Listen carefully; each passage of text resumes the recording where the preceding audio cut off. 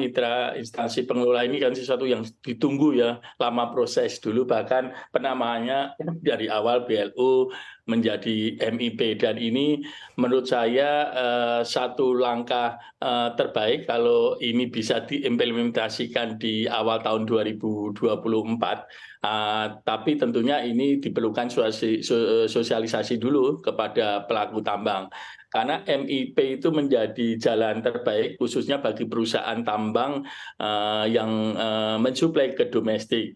Dan ini juga menjadi satu alat terbaik bagi kepentingan nasional dalam menjaga keandalan pasokan di dalam negeri dengan disparitas harga batu bara yang menurut saya masih akan terjadi di tahun depan ini, Mbak Maria. Sehingga menurut saya pilihan MIP ini itu adalah satu memang terbaik. Karena apa?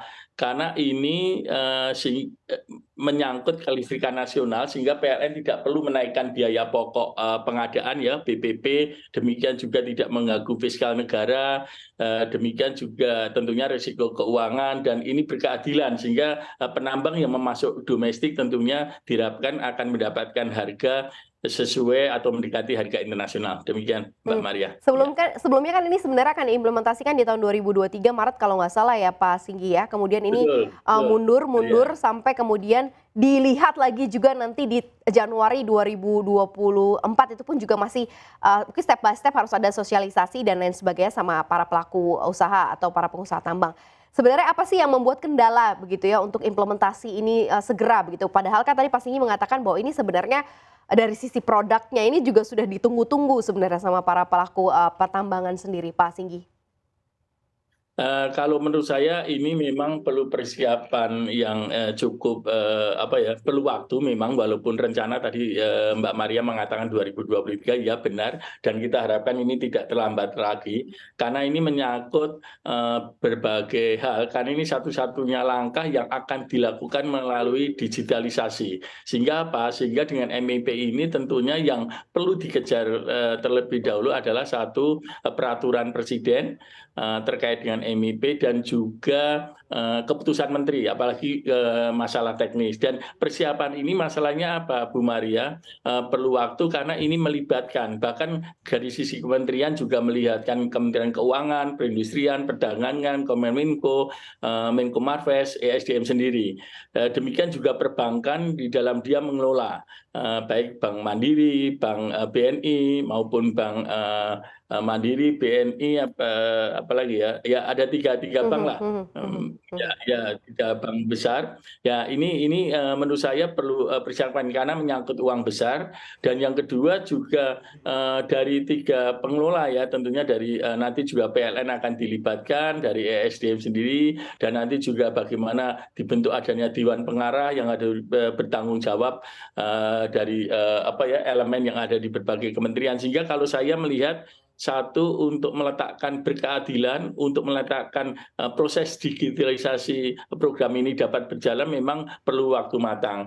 Yang terpenting adalah satu, segera peraturan presiden, kalau bisa, kan ini proses komunikasi peraturan presiden menurut saya sudah dilakukan lama oleh SDM, karena SDM tidak memperbaiki tata kelola, sehingga bagaimana keputusan menteri ini sangat penting, sehingga ya kita harapkan Desember ini sudah sosialisasi, Mbak Maria ini. Ya. Tapi sebagian besar teman-teman para pelaku usaha pertambangan sendiri, khususnya di batubara, sejauh mana pengetahuannya atau sosialisasi sudah dilakukan begitu ya? Kadang kan kita menerapkan sesuatu kemudian masih ada belum siap di kanan kiri gitu ya, akhirnya banyak terhambatnya begitu Pak Singgi. Tapi sejauh mana sebenarnya draft yang terjadi khususnya di MIP ini cukup ada keberpihakan yang baik begitu ya terhadap para pelaku usaha pertambangan, Pak Singgi?